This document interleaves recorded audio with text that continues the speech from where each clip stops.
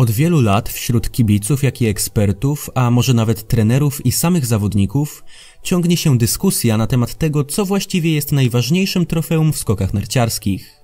Wszyscy są raczej zgodni co do czterech najważniejszych, które składają się na tak zwanego wielkiego szlema, czyli turniej 4 skoczni, Mistrzostwo Świata, Mistrzostwo Olimpijskie oraz Puchar Świata.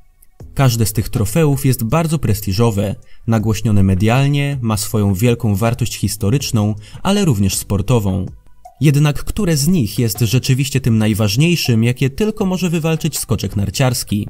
Zdecydowanie najczęściej w kontekście największego możliwego osiągnięcia wymienia się złoto olimpijskie oraz Puchar Świata. W dzisiejszym filmie spróbujemy porównać pod różnymi względami te dwa trofea i odpowiedzieć sobie na pytanie, które z nich jest cenniejsze.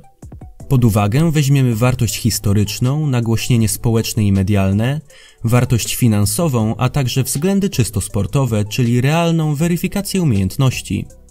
Na początek wartość historyczna. Igrzyska Olimpijskie to zdecydowanie najstarsza międzynarodowa impreza sportowa w historii. Pierwsze udokumentowane starożytne igrzyska odbyły się już w 776 roku przed naszą erą i były rozgrywane regularnie do roku 393 naszej ery, czyli grubo ponad 1000 lat. Nowożytne igrzyska są natomiast rozgrywane od roku 1896, a ich zimowa odmiana miała miejsce po raz pierwszy w 1924 roku we francuskim Chamonix. Skoki narciarskie zostały włączone do programu zimowych igrzysk już podczas ich pierwszej edycji, a więc historia olimpijskich skoków sięga właśnie roku 1924.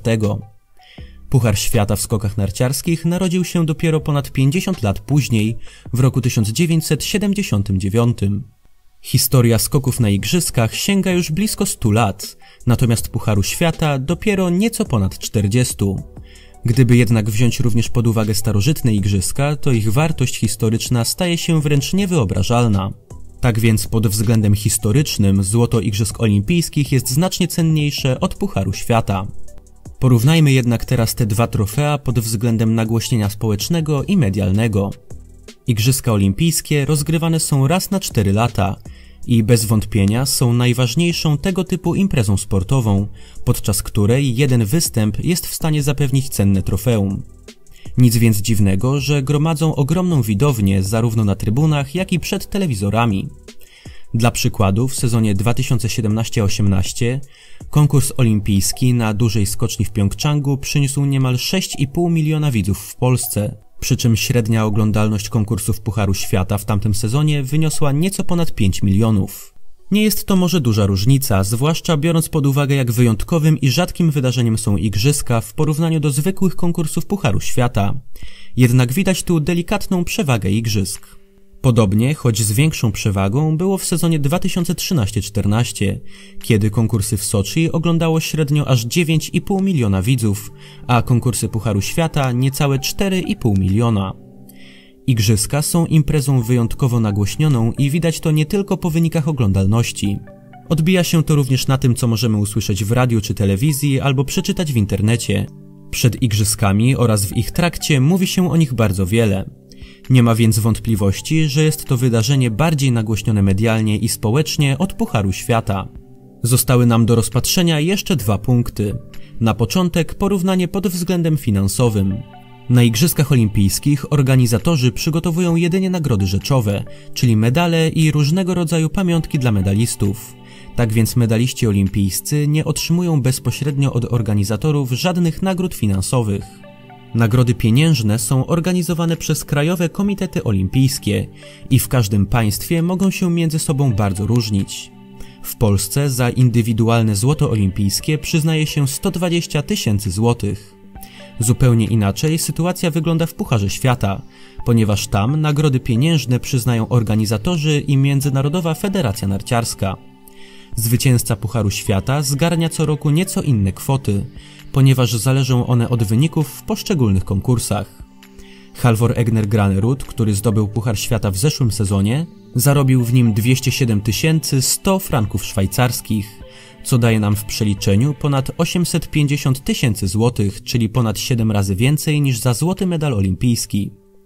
Największe zarobki w Pucharze Świata w historii zanotował Gregor Schlierenzauer w sezonie 2008-2009, kiedy to zdobył 524,5 tysiąca franków szwajcarskich, a więc około 2 150 000 złotych.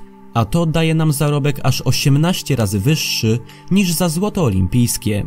W zestawieniu finansowym zdecydowanie wygrywa więc Puchar Świata. Zostaje nam do rozpatrzenia ostatnia kwestia, która wydaje się najważniejsza, a jest nią weryfikacja sportowych umiejętności. Zastanówmy się, które z tych trofeów rzeczywiście jest w stanie pokazać, kto jest w danej chwili najlepszym skoczkiem na świecie.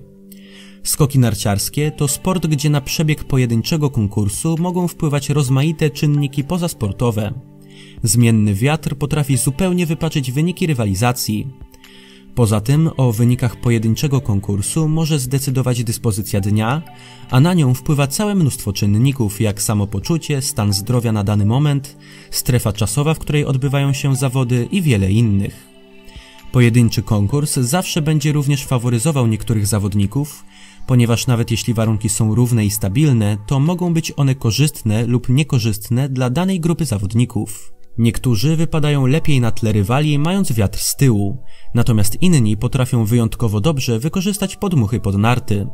Ciężko też mówić o sprawiedliwej weryfikacji sportowych umiejętności w przypadku jednego konkursu rozgrywanego raz na 4 lata.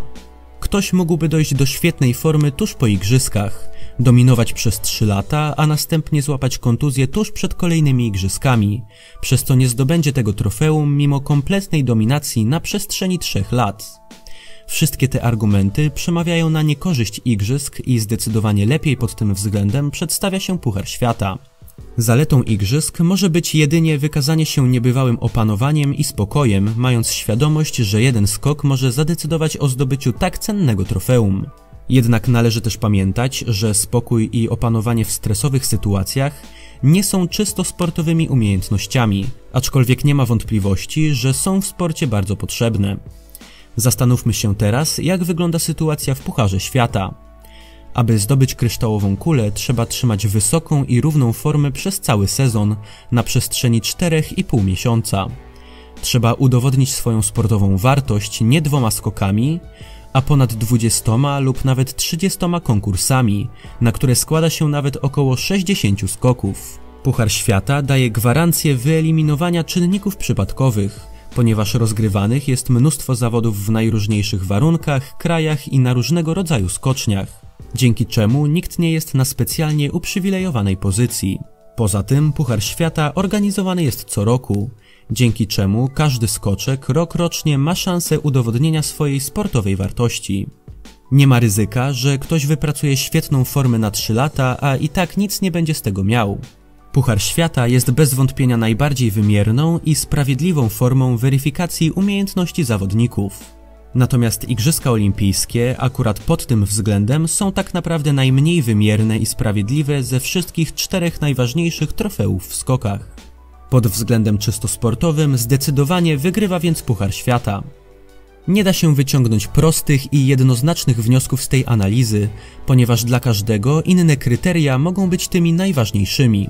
Dla kogoś, kto patrzy na trofea przez pryzmat ich historii oraz nagłośnienia społecznego i medialnego, zdecydowanie ważniejszym trofeum będzie złoto olimpijskie.